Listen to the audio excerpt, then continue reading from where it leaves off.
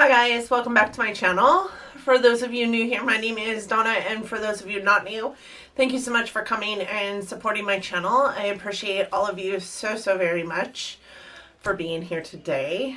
Today we are doing the next installment in my palette roulette series, in which I let an app choose a palette for me, and then I use it throughout the week, and at the end of the week I come back to you with my thoughts on the palette. I show you some looks that I created with it, give you some swatches, we talk the lowdown about the palette and from my perspective, and then we choose another palette. So today is Palette Roulette episode 62, and we are discussing the Natasha Denona Gold Palette. I purchased this palette quite a while ago, but hadn't used it yet, so I was really excited to get it into this series. The problem with me doing this series, I have realized in the now a little over a year that I've been doing it, is that because of my Palette Roulette series, when I get a new palette in, I don't touch it.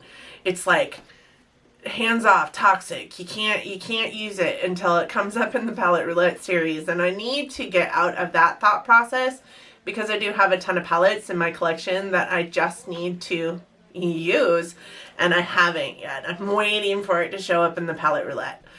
So that was this bad boy's problem. I am really in love with Natasha Denona. She is probably my favorite luxury brand. So the Natasha Denona Gold Palette is sold on the Natasha Denona website. It's also sold on Sephora. It's also sold on Beautylish. There are like a lot of places that you can pick it up. On the Natasha Denona website, this has 5 stars. I firmly believe it's well worth the 5-star rating. On Beautylish, there are 173 reviews, and it has a 4.8 star rating, and on Sephora it has a 4.5 star with 351 reviews. So as you can see, it is a really rated highly out there palette. Most of Natasha Denona's palettes are. This palette, it retails for $129, and it has 1.20 ounces of product in it, which means of the 15 shades, each one of those shades has about 0.08 ounces of product into it. What I like to talk about in these Natasha Denona reviews that I do for my Palette Roulette series is that pretty much breaks it down to $8.60 per pan, and you're getting twice the amount of product in each one of these pans as you would a ColourPop shadow. The reason why I like to break it down is because people are always like, wow, that's so expensive, that's so expensive. It's really not. When you think about it, a ColourPop shadow is $6 for 0.04 ounces of product, or 0.05, dependent on the pan, or dependent on the shade.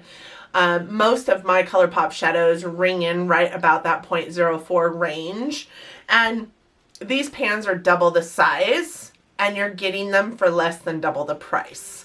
So I do like to bring that up just because I want people to understand the value of a Natasha Denona shadow.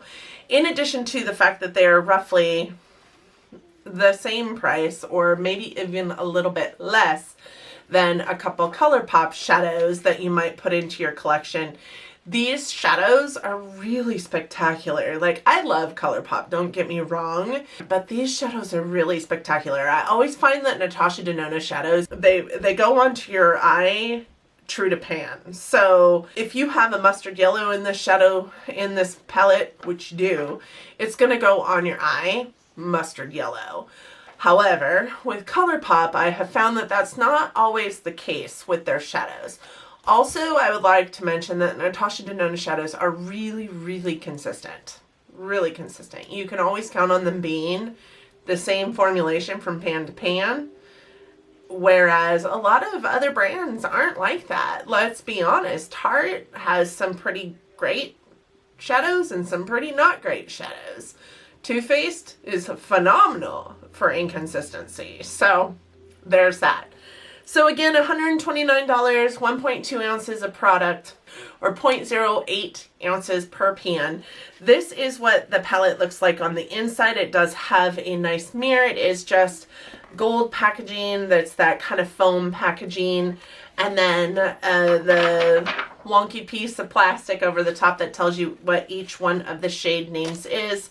And then this is the palette. I do like that her palettes you can bend back on themselves just like this, and that piece of plastic is perforated at the top so you can rip it out if you want to. I don't. I like that it protects my shadows, but I also like that it has the names of the shadows on it and just kind of lays over the top of it. Natasha Denona shadows palettes are also made to the criteria that you can pop each one of these shadows out and put them into a magnetic pan. If you want to carry around just a few of these shades in a magnetic pan, you can also do that. And that is the same with all of her palettes that I have in my collection. I have quite a few. So there are 15 shades in this palette, ranging from really neutral to warm. There is a couple of like leaning cool shades in here. There is more warmness in tone in this palette, however, and a lot of yellow tone there. You guys can see probably a lot of that in the palette just by looking at it. It looks more basic than it is, though. I will tell you that when this shadow palette first was like talked about, not really launched yet, I was like, ugh, why would we need this? This is not as basic as it looks.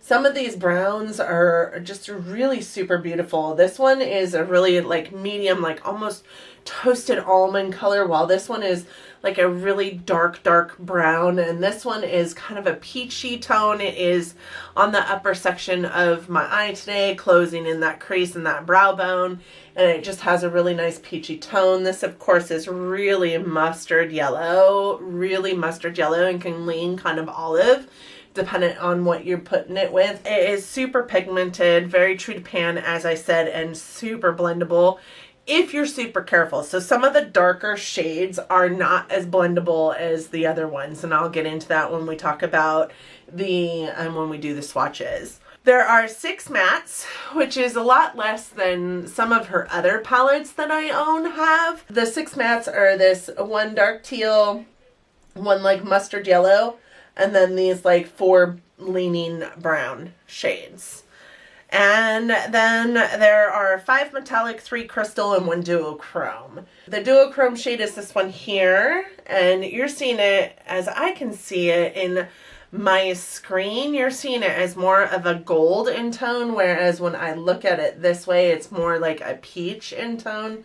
But it is definitely kind of a green gold. It is on my eye look today, and it definitely has kind of that green feel to it. It is such a beautiful shade. The mattes perform really super well. They perform with or without an eye base on them. If you wear an eye base with them, you definitely want to set that eye base, because if you don't, it's going to go on to that eye base and it's going to just stick all that pigmentation in that one spot, and they're going to be really hard to blend out. One thing I love about Natasha Denona shadows is you really don't have to have an eye base with them. They perform the same with or without.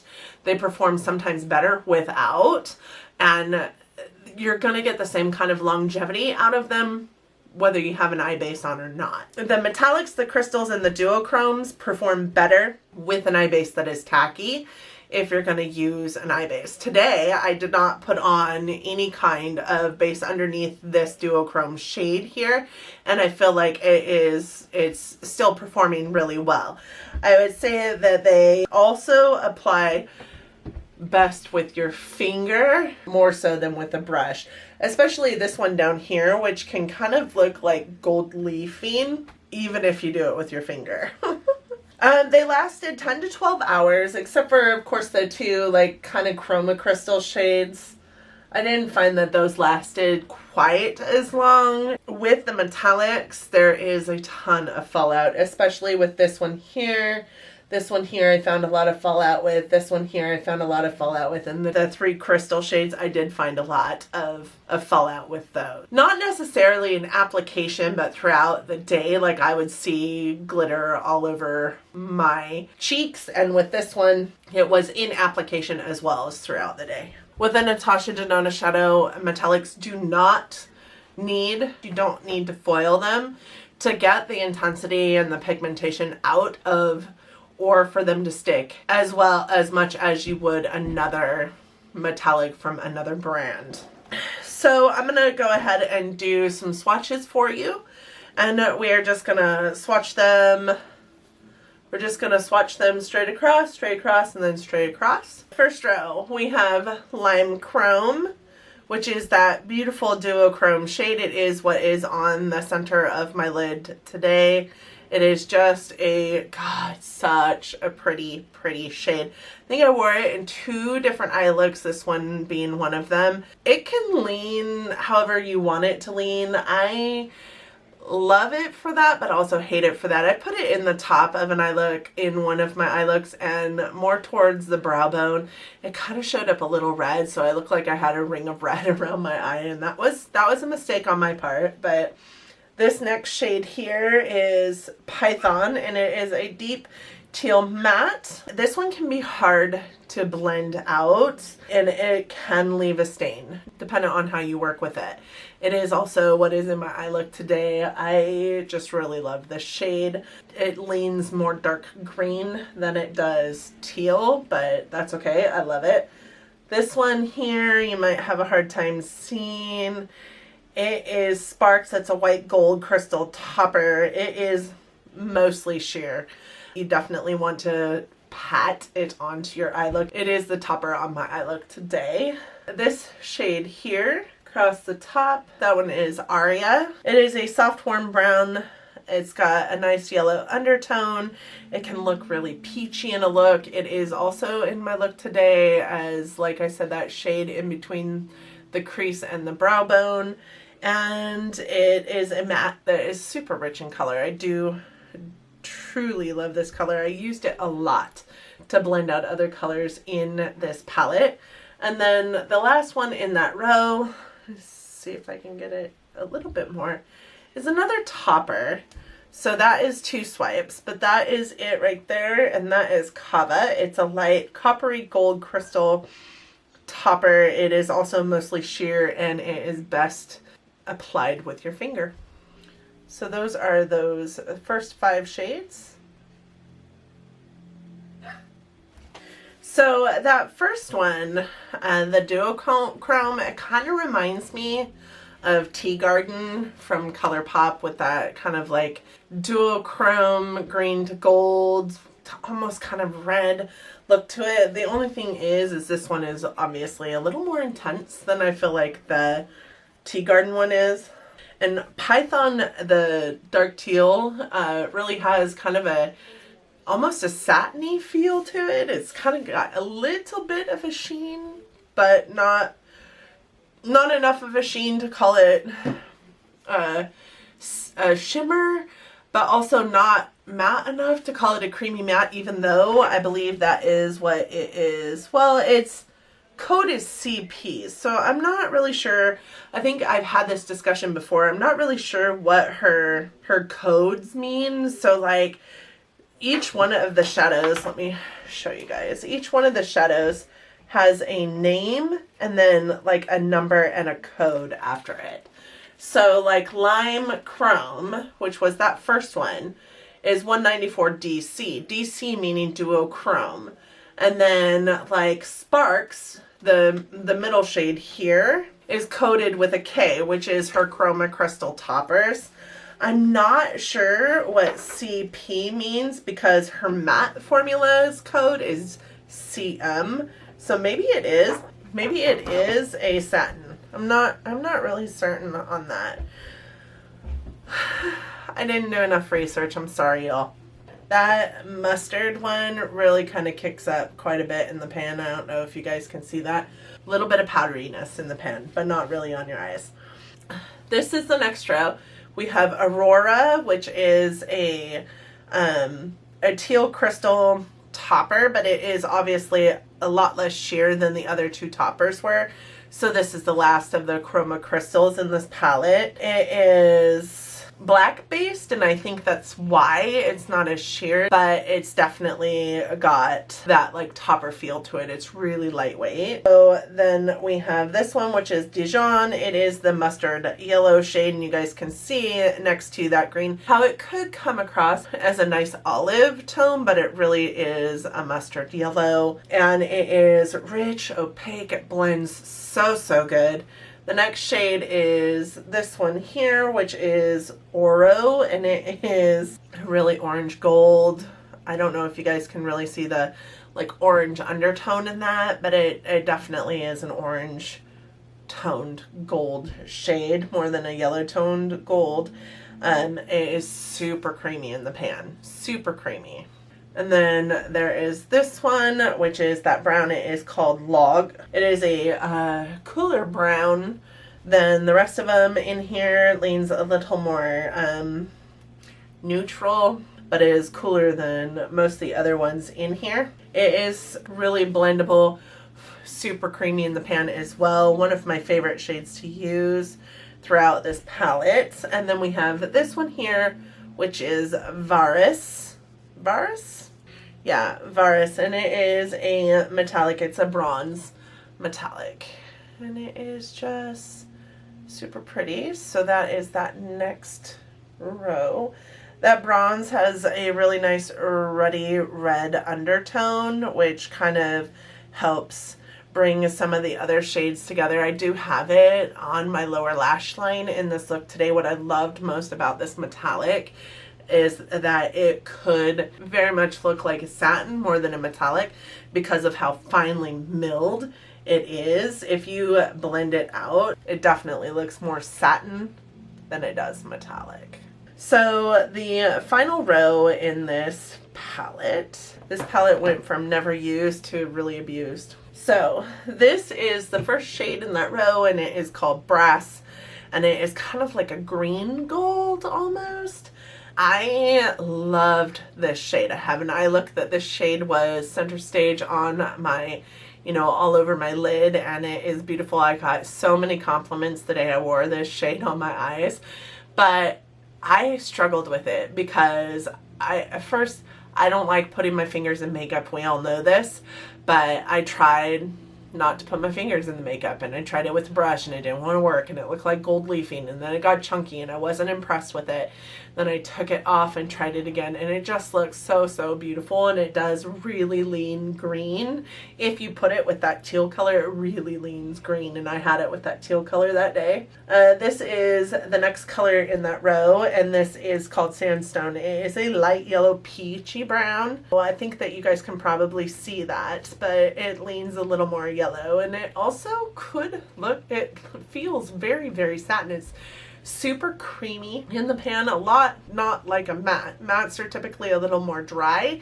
This one is definitely very creamy. The next one in that row is this one, and it is called Alchemist. It is definitely a like copper penny metallic vibe to it. It reminds me of a brand new penny. So it's got a little bit of that oranginess to it. It is super metallic, super blendable. I love this shade. It is a pretty perfect like brassy shade. Then we have this one here, which I didn't get a very good swatch of because it's on my pinky, and I swatch horribly for my pinky. There we go. That one is Teak. It is a medium red brown matte. It's super easy to use, super easy to blend. I used 2 different colors in this palette to blend out almost every other color, and they were the peachy brown here and then that Teak shade right there, because they are just so pretty. They're just so pretty.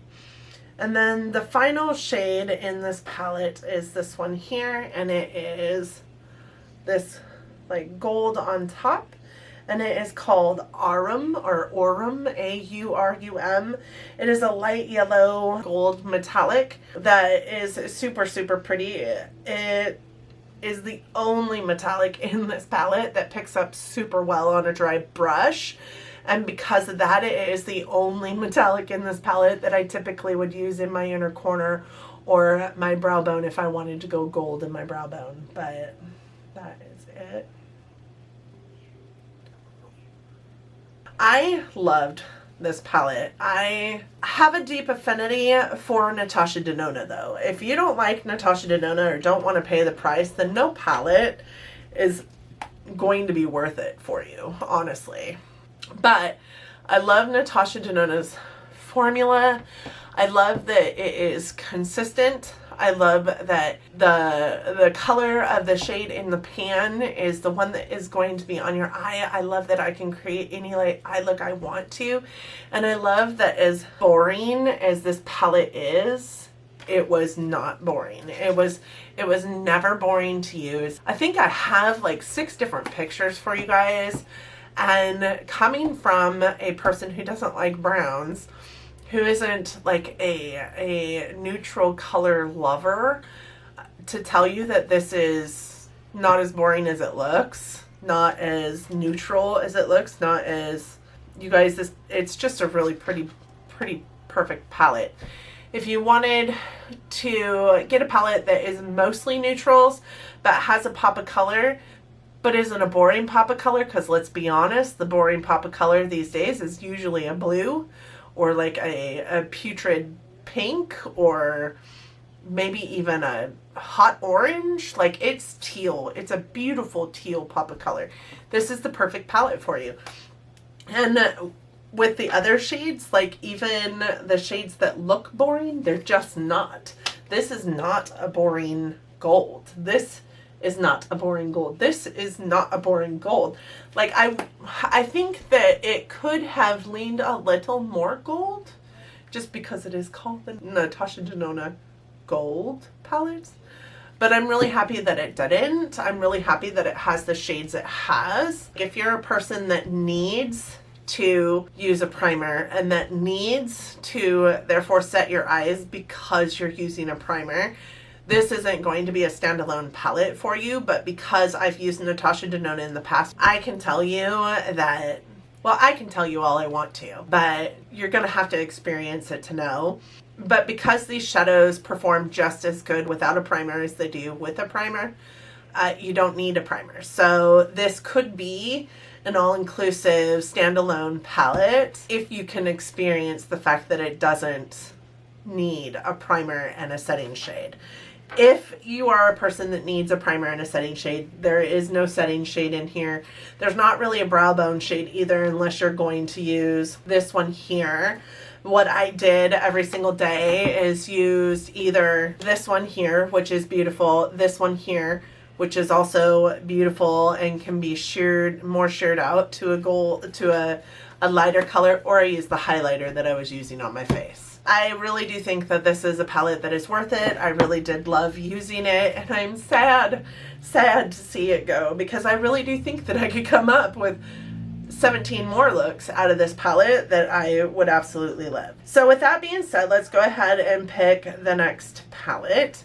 If I missed something, please let me know. Please flag it down in the comments section. If I'm missing things that you want to hear about a palette, let me know. I definitely want to cater these to fill your cup as much as they're filling mine. So for those of you who don't know, I do have a Samsung Note 9, and I use like a decision wheel app that I got out of my Google Play Store. I think it's called the Play Store. It just looks like this. You just put anything you want it to decide on in the wheel, and then you spin the wheel by pressing the button or swiping up or down on the screen. In the beginning, I put all of my palettes into this wheel. As I use them through the palette roulette series, I take them out. As I get new palettes in, after I've hauled them with you guys, I do put them into my wheel. And then we just come here and we choose a new palette every single week. So we are going to choose a new palette this week.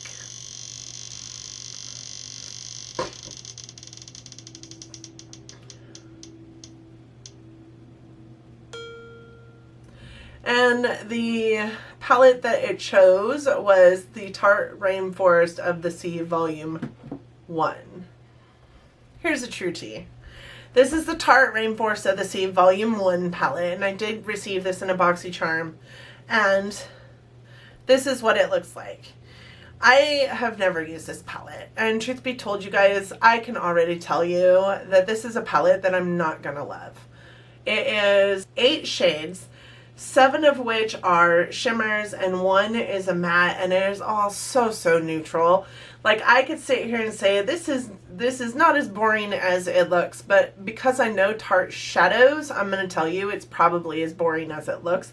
And I've had and tried the Tarte Rainforest of the Sea Volume 1 palette, or Volume 2 palette, and I hated it. Because this palette isn't used yet, and I still have the box and everything for it, I am just going to declutter it now before I actually stick my brush in it, because I'm not gonna like it. And I want to find value in these palette roulettes as much as I want you to find value in these palette roulettes, and I just feel like that would be setting my week up for failure and misery. And I'm going to come to you next week already knowing this week how I feel about the palette. If there were any questions on whether I was going to like it or not, I would definitely use it. But I can tell you I'm not going to. So we're going to pick a different palette, and I am just going to declutter that one. So we're going to roll again.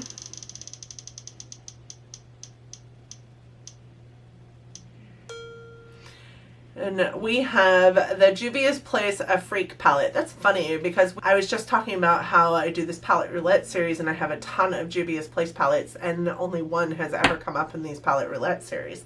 So Juvia's Place A Freak. I will be right back. Alrighty guys, this is the A Freak by Afrique. I think it's called A Freak. Please do not come for me if I just butchered that. By Juvia's Place. I love Juvia's Place formula. I love their eyeshadows. I'm really excited to use this. I haven't used it yet. One of the biggest draws for me to Juvia's Place is their packaging. Their packaging is stunning, and their price point is amazing. So this is the palette. This is what it looks like, and just look at the detail on that palette. One way they keep it real cheap for y'all is there is no mirror on their packaging, and these are the shades. I'm really kind of excited to use this because there's plenty of like muted tones in here that you could get a nice simple eye from, but there's also a lot of pop of color. So I'm really kind of excited about this palette. I'm excited to come to you next week and talk to you about this palette, and I hope that you're just as excited. I am going to go ahead and declutter this guy because I just know it's not one I'm gonna love, and I will maybe send it to my sister. It's a brand new palette. She will love that I'm sending it to her. I'm sending her my Lorac, I think Pro 3, I think it was, kind of that gray mauve-y toned one that I used a few weeks ago as well, so she will love that. So this is one palette down in my collection. So excited about that. At the end of this week, you guys will see a makeup inventory. That palette count includes this palette that I am decluttering right now. So I hope that you guys enjoyed this video. I hope that you enjoyed it enough that you're considering giving it a big thumbs up. It really does help our channels out here, and me being a like super small YouTuber, I would love for you guys just to, you know, thumbs it up, thumbs it down. Let me know what you think in the comments section. I would love to hear your feedback. I really enjoy doing these. I get a lot of like knowledge from them for my makeup aesthetic, but also for the palettes, for the brands that I'm using, and I hope that you're getting a lot of knowledge from them as well. I really hope that you guys are just enjoying it as much as I am. Thank you guys for joining me today. I hope that you will consider subscribing before you go so that you can come back next week, listen to my thoughts on my Juvia's Place palette that I have got going on this week, and yeah, happy January. I hope January is treating you well. It's almost over, and then we're moving right into February, and oh my gosh, I cannot believe how fast this month has gone. Thank you again for joining me today, and until next time, guys, bye. On the Natasha, oh my gosh, this is gonna be rough.